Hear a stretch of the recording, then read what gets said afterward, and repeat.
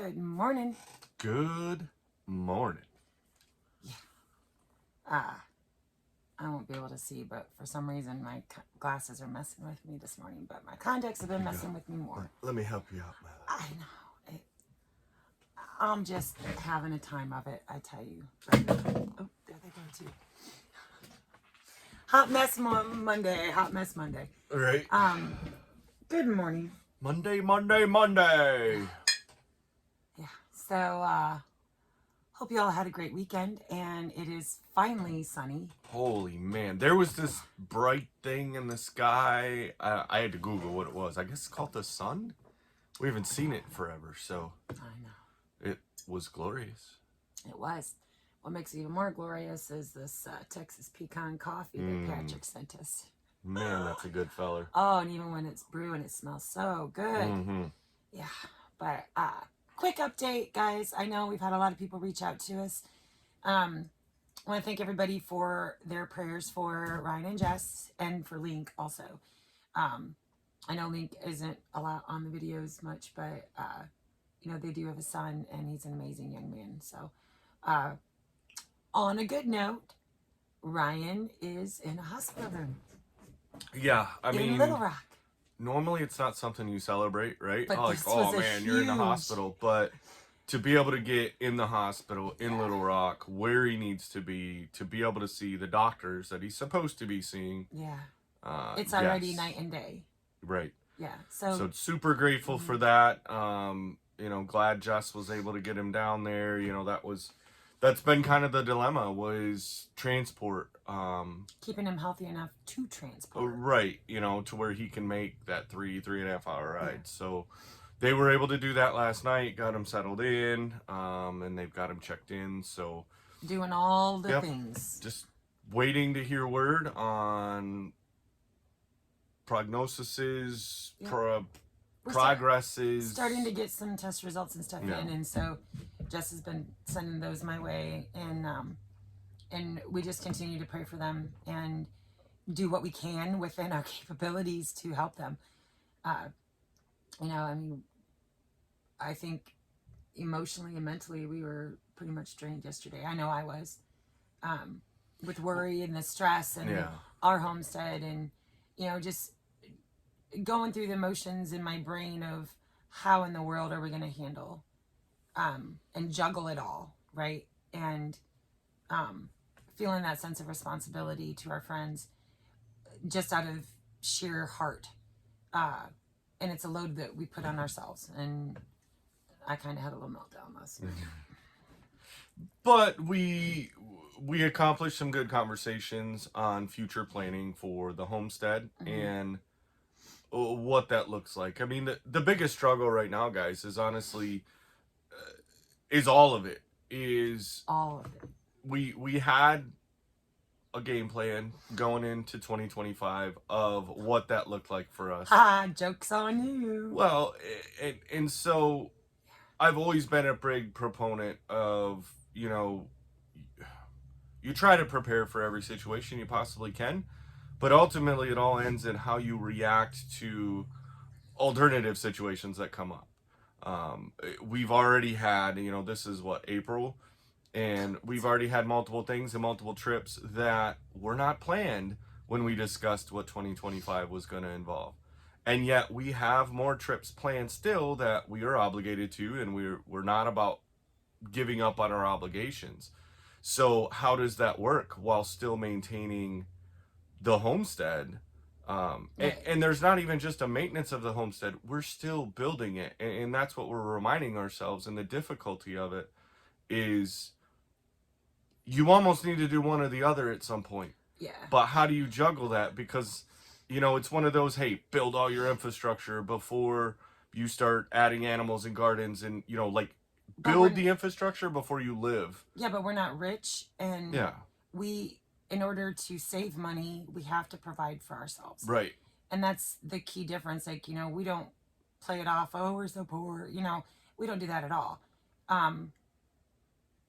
But the fact of the matter is, with me not working, with, you know, us both being retired, there's a limited income. And the only way to make that stretch is by providing things that we don't need to buy. Yeah.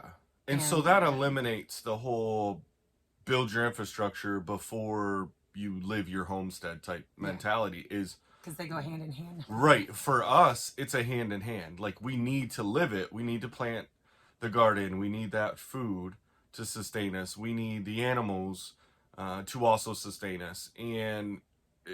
But we also need to build. And that's where we save money. Is the less money we have to give to the grocery store, the more money we can put in towards our infrastructure. Because you guys know groceries are not cheap. And, we've had a lot of discussion too. Like when we travel, I do take a lot of my own food, but it seems like everywhere we go, everyone likes to eat out. And they eat out a lot. And then that's not good for us because then we feel like crap. And then it's money out of our pockets. And, on a normal, ordinary life, if you can say that, we don't eat out. We don't do fast food. It's very rare that we do those types of things. And so to be always eating out or it's not conducive to the wallet and it's not conducive to the health. Well, in that, and then just eating, even if it's not eating out, eating store-bought food because, our bodies are so used to eating what we've grown and more of the whole foods, not the processed with all the preservatives and that junk in it. So it's that fine line. I mean, that's where, we've talked about it and that's the big key. Like with having the Squatch, having the bigger camper. Now we've kept our eye out. Don't get us wrong. We've been keeping our eye out. The size of the nugget. Yeah. For the quick little, boop, boop. We know that if we could find something in the realm of the nugget, but it having a few more things that we wanted, like a slide out, just it makes the world a difference. And it's one of those, if it stumbles on it, we'll probably jump on it if we can. But in the meantime, okay, we're going to haul a bigger rig around. And it's not that obtrusive to take that large of a camper around. I mean, it's more about getting in and out of places. Yeah. And so, but no, we love the Squatch. We've managed to get it in a couple spots that I didn't think we would so far. So, yeah. And a couple of our upcoming trips are going to involve using that. Mm-hmm. And the extra space will be nice. Yeah. And so, but then once again, you're visiting family and they want to dine you and that type of stuff, just out of hospitality and it's like, you don't want to turn it down and be like, hey, thanks for letting us stay in your yard, but we're just going to cook, no, we're going to eat what is made when it's one big family meal. And so definitely adds that challenge, falling back into the whole, we need to build, but we need to survive. And at one point, and we need to maintain. Yeah. At one point in our conversations, I was getting a little snarky and I was like, we need to decide, are we going to be travelers or are we going to be homesteaders? Because clearly we're not balancing both very well. So, lots of discussion around that. Yeah. Feelings and, making sure that as a couple we're on the same page and, a lot of, because we are two separate people and we are two individual minds. And so when you're not communicating, or for those that don't have a good line of communication, that division can really present itself with no end in sight. So for that, I'm grateful that, we have had that opportunity to sit down and go all the way around all the aspects to make sure that we are on the same page and our goals and our dreams and everything. No. It's just how, clearly he handles it better than I do because I've always had the weight of the world on my shoulders. Always. It's always been on my shoulders my whole life. If I didn't make it work, if I didn't make it happen, if I didn't carry the stress, and, my husband has to remind me I'm not doing it alone, but there's so many times I feel isolated that I am shouldering the stress of it all. And I don't know how to not because I feel like if I don't, then something's going to slip, something's going to fall through the cracks. And if I would have worried about it and got stayed on top of it, then it wouldn't have. And so, and just all the stuff, and getting my brain to stop is sometimes challenging. Yeah, and I think that that's where, as we found, our communication is probably more prevalent in our relationship than what we've had in previous relationships. Oh, for sure, 100%. And I think that that's where, I guess the best term I could come up with, right, is the conflict resolution. Our end goals have never changed. Like, that's where her and I both see, hey, this is what we want. This is where we see things going. Where the kind of conflict comes in at times is when those outside sources start, family gets sick, or trips that are unplanned, or a breakdown of something that wasn't, budgeted in, those types of things. So coming up with that conflict resolution of, okay, we've come to an impasse, and for us, it's not a change of what the end goal is. That is steady and stays the same. What has to sometimes change, and where the communication comes in, is the process of still getting to that end goal, albeit whatever a change is. And what's his ideas on that? What's my ideas on that? And one thing that, we get a lot of comments about Jason and I's relationship, and I can say probably with 100% assurity, when we do go into conversations and discussions, I'm not saying they never get heated. We've had those before, but very, very, very rare, because neither of us are fighters. We don't like to fight. We like to communicate. And so, like he said, conflict resolution. It doesn't mean that one or both aren't getting emotional, but it's not in a fight or attack way. Like, we don't go into it about a right fight. We go into it, like you said, conflict resolution. Or, okay, I'm feeling A, B, C, and D, and these are the reasons I'm feeling A, B, C, and D. We need to talk about it, and we need to discuss it. Right. Or did I misinterpret it wrong, or things like that, because sometimes it takes me a while to process certain things, or I might hear it a certain way, and then my brain goes down a long road. And so it's just those opportunities to actually sit together privately and have those conflict resolutions. We don't scream, we don't yell. Mm. That's just not our thing. And honestly, it never accomplishes anything, right?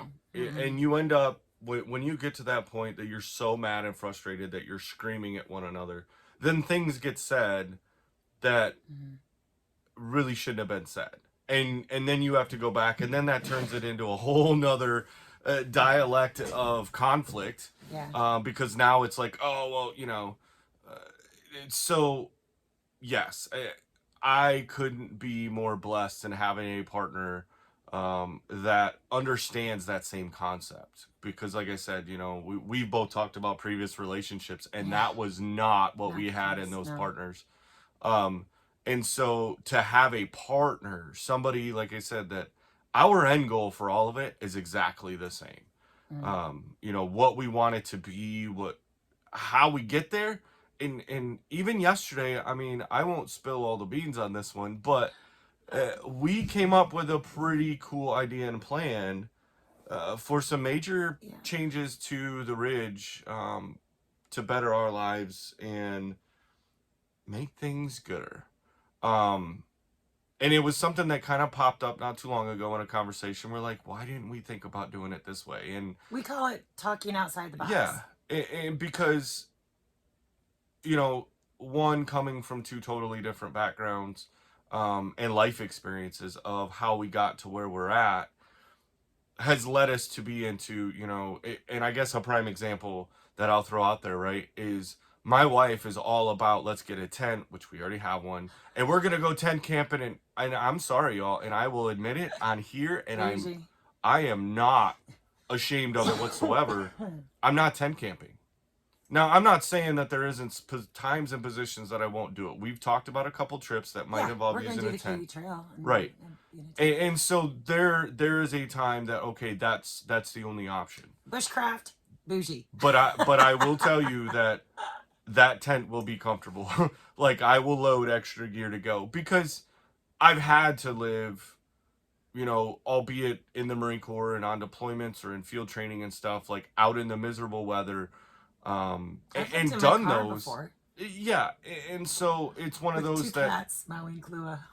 I don't have to. Like, I have the choice of, do I live that way, And it's funny because they have that whole cliche of people spend thousands of dollars to live like the homeless. Yeah. And it's true, but you have to take yourself back and think about, okay, we want to go, what is the point and purpose of camping, right? What is your reasoning of wanting to go? And through even our conversations last night was reminding ourselves, we chose this lifestyle and to put ourselves in these positions for the simplicity of life. Now, that seems like an oxymoron, because how do you get simplicity in life? Like, when does those two coincide? But that's that harmonic balance of trying to keep life even in the craziest of chaos. So going back to the whole bougie tent, like, I won't do that. How'd we get on the tent stuff anyway? Well, we were going on about, like, my bouginess, but the differences of coming up in our backgrounds of lifestyle, where you're still very excited about wanting to just pitch a tent somewhere, or do something in the... I can't wait to get Walden down by the creek. Yeah, the bed of the truck. And say, Walden, I'm all excited about that. Because once again, it's not a tent. Like, we can hang out in Walden in a torrential downpour, and we're not going to have electricity down there. We're not, it's going to be a very simple, rustic, dried-in cabin, but it's going to be dried in. And it'll have a normal bed. I'm not that bushcraft guy that's going to go out and be like, let me lace these logs. No, I'm going to find a cot. I'm going to, like, if I had to do those situations, absolutely. If it's about survival, for sure, I'll go all in on that. But I have a choice that I don't have to, and there's ways to provide for that. So, but those are things, kind of what we're talking about with having that common ground, but then using your conflict resolution, and still making sure that our end goals are the same. Have they modified? And that last year, we've talked about it a gazillion times. The end goal is still the same, but the process might be a little different, because we've recognized that we're not getting younger, blah, blah, blah, all that stuff. I ain't going to reiterate it. And the journey that we expected has altered. We really thought that, hey, it was going to be X, Y, and Z, and we're just going to roll with it. And now we're at J, Q, and R. Like, it's... Joking! So the end goal is still the same. The process or the method or the order, the madness of how we get there is kind of what changed. But through that, and I guess the whole light within this subject is, we came up with a really, really solid plan for our future here on the homestead, knowing that our terrain isn't the greatest. We're not on flatland, which is exactly what we wanted. We did not want flatland. And after these floods, I'm glad we're not on. And, our thoughts and prayers are still going out to everybody that was affected by it. I mean, we're seeing daily online of all the damage and devastation. And, it's going to be months, if not years, for a lot of these people to recover, if they even can. Like, they may just have to forego what they were working on there and move into a different location. But going back to the conversation about this big plan, that we've, it was actually one that I brought up, because I'm all the time talking about, let's think outside the box and look at 10 different avenues, right? So I actually brought it up, even though it wasn't my first choice.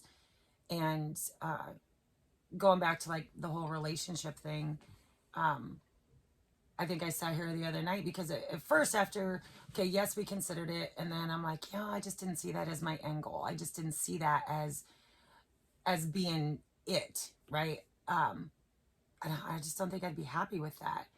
But then also sitting here having that conversation, like, how do you feel about it? Because if I'm not on an island and it's not, you know, I need to listen to what he is saying and listen to his reasons, and um, not be out here, oh, I want it this way. You know what I mean? Like, uh, you have to be open in your relationship enough to, like I said, it's not about being right and getting your way. It's about considering and looking at both sides. And I can't argue with anything that he said about any of it, honestly. And it gets us to the end goal, Yeah. much And more it's cost effectively. and we laughed so much because it was something that, like I said, I kind of had a reminder that she had brought that up, and I'm like, I never thought of doing it that way at all. Like, that was not an option for us to do here. And it never even been in my radar of brain thinking. Yeah. And then she had mentioned it, and we looked at a few things relatively close to that, and then we're like, why haven't we? And but then the reason we hadn't is because been there, done that. I've already done it. yeah. So I didn't know if it was, you know, Don't slip it. Don't slip it. I know. I don't even. And Yeah. it's not that we're like gatekeeping this idea. It's just every time we get excited or think we have an idea, y'all know it changes, and so. But I feel pretty solid about this, and and you know, it's me as his wife listening to his reasonings after he rolled it through his brain, and yeah, it is, and so it. I guess if you want to shelf this video as like relationship videos even, but is being open to that. And it's not about being right or getting your way. It's about looking at the big picture and the goals, and listening to your partner, and actually hearing what they're saying, not just listening. Right. And I think that that's the big part of it right there, is actually listening to one another, like hearing what they're saying. Because you both have to live in the situation. And how many times do you see, you know, couples, people in relationships, you know, whether they're married or long-term dating, whatever, it always seems to be one-sided, one or the other. It's like, well, I really hate this, but, you know, he said or she said or whatever, like, or she's a princess that gets her way. Yeah, for like everything. It's so many times that it's always one-sided, to where one partner's complaining because they don't like it, or they don't want to live that way, or they don't want it done this way, but then the other says, hey, this is the way it's going to go. But then vice versa, like there's something else. And I'm forever grateful in the fact that we don't, and that's where our conversations lead, is it's not 100% my way, it's not 100% her way, because we both need to live in it, right? Yeah. And I know there's that whole like 50-50 relationship, you know, thing, right? It's 100. Yeah. But on some days it's 90, 100.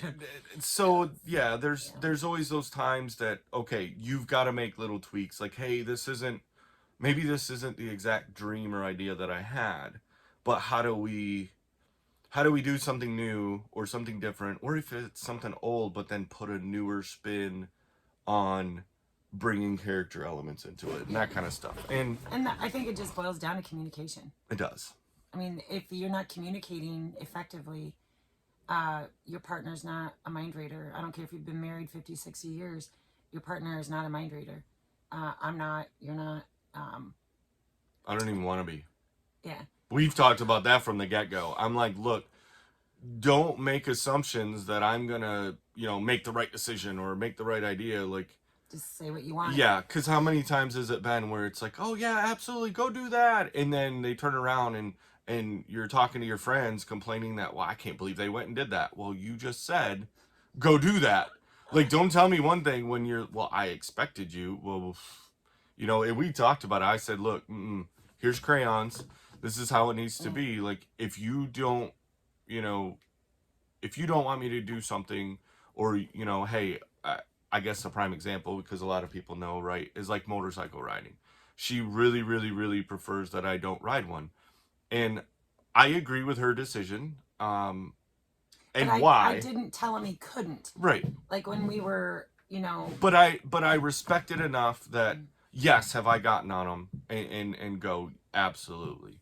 And I'm not, it's not to say that I won't ride again. Like, I maintain my license for that if I wanted to jump on one and go for a ride, absolutely. But I care enough about my wife's concern of being on one that I don't want to put her through that mental anguish. And I told him from the beginning, like, I'm not saying that you can't. Like, I'll give you a kiss and say a prayer for you when you leave, and I'll pray for you while you're gone, and I'll hug you when you return. I just won't get on one.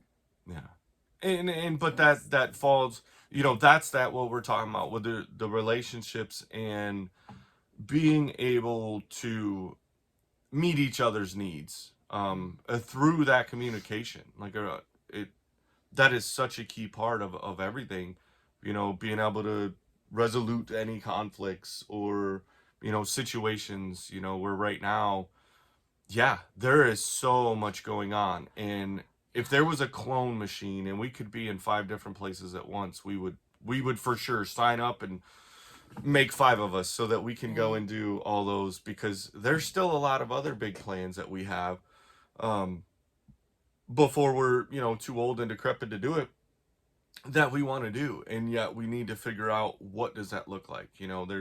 There's things that have to happen in order for other things, that domino effect of, hey, one's going to lead into the other, and, but be flexible in a lot of it, because it may not go exactly how you map it out in your brain. Or even if you write it down, you can write it down on the wish board and be like, all right, here's my goal board, and I'm going to put it down, and and all of a sudden you might be on step 2 and then have to jump to 7. And you're like, well, wait a minute, like, that's not the order. Don't freak out. Just modify. Hey, move it around a little bit. It can still work.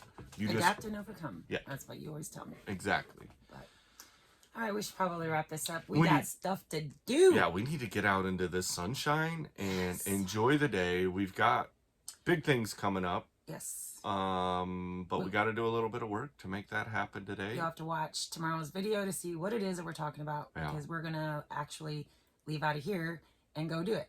And then a little later, we're going to go visit another set of friends of ours. Yeah. So, and we'll probably video that also, but, sure.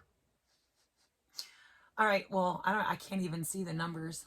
I still can't. Minutes. Oh, geez. Wow. Y'all, thank you for sitting here with us as we rattle on, because as we've said before, this is almost kind of a therapy thing for us too. Right. So being able to recenter our own decisions and see how they look and feel the next day is always a good confirmation that I think we've made the right decision. Well, and you guys' support, like with everything, right? We reach out and we're like, hey guys, we need, and you all are amazing. Anytime that we've asked for support and prayers, you guys come in the just hammering in there full gas, and that is awesome. Yeah. So thank you guys. Absolutely. We love and appreciate every single one of you. And we hope that, and we know, because we're watching the comments, that you're enjoying this journey with us, even when there's times the journey's just all wacky jacky that we don't even know what the journey is. We don't even know what we're doing. So, but we will catch you guys on the next one, and have a blessed day. And peace out. Bye now.